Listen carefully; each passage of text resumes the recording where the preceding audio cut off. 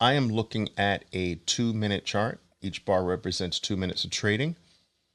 There are two key moving averages on the chart. That's the 20-period moving average. That is going to be your blue line here. And I've got the 200-period moving average. These are the staple moving averages on all time frames. All right, looking at the 2-minute chart. Now, I want to go back to the origin of today, and I want to reveal to you what the state of the market is before the open. So if we go back to the open, I want you to pretend as if this first bar didn't exist yet, right? So this first bar doesn't exist. I'm going to take that away, make it easier for us to look at here. All right. Now, I want you to, a quick and dirty way of finding out what the state of your stock is in any part of the day, actually, but certainly off the open, is to determine. A quick and dirty way is what's the slant of both my moving averages. So I've got the 20 and the 200. What's the distance they are apart from each other, and what is their state? Are they more 45-degree angle to the upside? Are they more 45-degree angle to the downside? Or are they somewhere in between?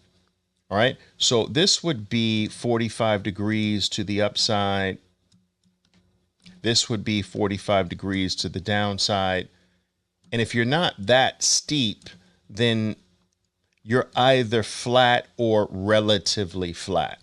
Okay, so out of these scenarios, you would have to say you're relatively flat.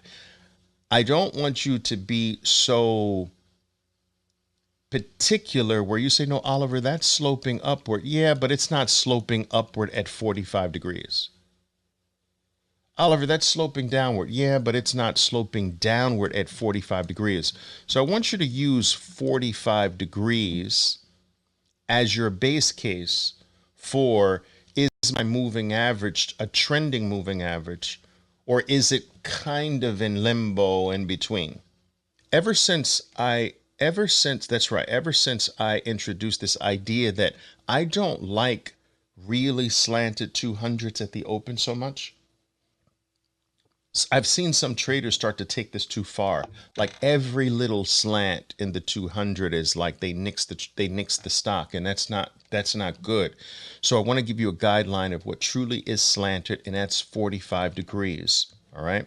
So if we're not talking about like that type of angle, there's no slant. All right, we can't be that particular. You can't be that exacting in the stock market, or in any market for that matter. You're going to drive yourself crazy. So because neither of these moving averages are steep enough to meet that 45-degree angle requirement, they're flattish. Okay, now, so we've established that the moving averages are flat-ish and they're close together. So basically, this is your quick and dirty way of determining what state your stock is in. All right, moving averages close together and they're flat-ish. So you've got a tight, narrow Fab 4 scenario, or you've got a tight, narrow state. All right, this would be considered tight. All right, so in reality, I usually call it the Fab 4, but you can do a quick and dirty one just with the moving averages. If they're close like that, tight. If they're flattish, then you've got a tight, flat state. Okay? And that's a quick and dirty way of determining your state. How do you determine when your moving averages are flattish? Because I started seeing traders call it, Oliver, I don't like this because my 200 is slanted. No, dude, that's flat. It's slanted if it's 45 or deeper. This is flat, guys. All right, this is flat. All right, so I hope the 45 degree has cleaned up this being too precise with this flat versus trending moving average. You take a look at the state of the stock at the open of the day.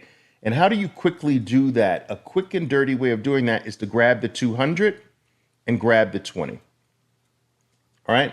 And so they're not that far apart, but you can see that the really narrow part was here, where they're really close together, and it's just starting to separate. So you're at the beginning of a possible move away. So remember when I told you that markets start from narrow and they start going wide this way, or they start going wide that way. So what you see here in this state is that square is starting to go wide this way. All right, it's very clear. Now, at the open, okay, at the open, square opens right at or near the 200 period moving average. Now, this is extraordinarily important. Why? Because it's one of the categories that you should be preparing for before the market opens. There are 5 to 10 minutes before the market opens, you should be looking for anything that is indicated to open at or near a 200 period moving average. So square should be on your list before the market opens. Yes, you can know where a stock is likely to open before it opens. You don't have to wait for the open. You can look at the last pre-market trade.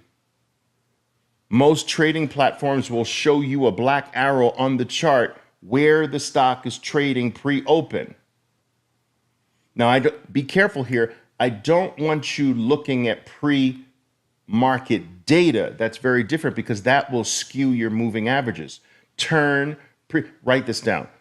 Turn pre-market data off on all your platforms. Do not look at the market moving up and down before the market opens. That's going to skew your moving averages and make them wrong.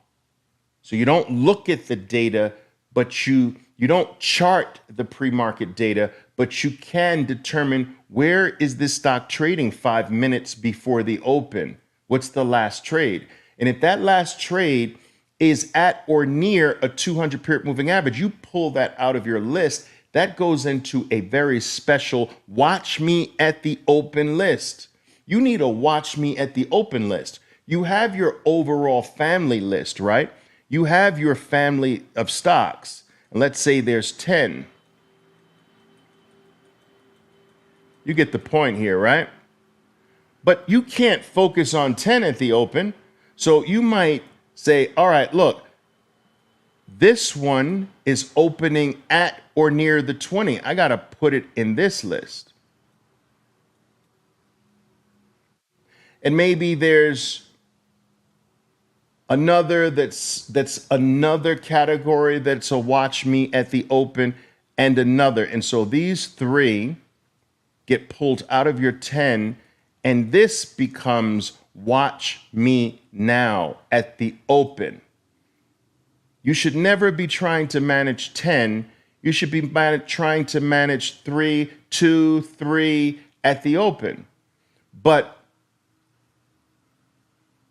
there are a variety of categories that are watch me at the open categories. We're going to talk about this one today, which is open at or near the 200 category. And anytime you can get an advanced view of a stock that looks like 5 minutes before the open, this is going to open somewhere around a 200 period moving average. You pull that out of your list, buddy. That's important. Now, so square should have been identified, if this were a stock in your master family list, as opening at or near the 200. Now, what's the state of the 200? This state of the 200 is relatively flat. And I've always told you the most powerful 200s are relatively flat. They don't have to be exactly flat like a straight line, but relatively flat 200s represent the most powerful 200s. And so square is opening for the day at or near a relatively flat 200. That's very powerful. That's on your watch me at the open list. All right. Now, I have taught you many times that one of the most powerful things that can happen for you at the open, or any time in the market for that matter, is a surge from the 200. Guys, listen to me carefully. This is one of the most powerful things you can identify. A surge that originates from at or near the 200 up, or a surge to the downside that originates at or near the 200. This is one of the most powerful occurrences out of all occurrences in the market. You have to understand this. And this is why it's one special category in your watch me at the open session, because it produces one of the most powerful events. Not always, but it might. So as we can see with Square, we got the surge from the 200. Now I'm going to pretend like this didn't happen. Let's take this off. So there's your first 2-minute bar, guys. It's violent, it's powerful, it's clearing in nature. It's a surge off the relatively flat 200. There are very few things, if any, more powerful than this setup. So look, take a freaking snapshot of this right now.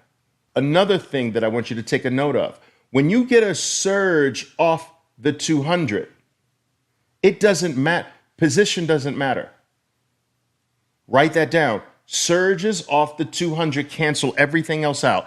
I don't care if another 200 on another time frame is nearby. It doesn't matter. I don't care if it's in the trap zone. Doesn't matter. I don't care if something's blocking it. It doesn't matter. A surge off the 200 is so powerful, it cancels out any other concern that you have. Any other thing that can potentially stop it doesn't matter. So make sure you make a note of that.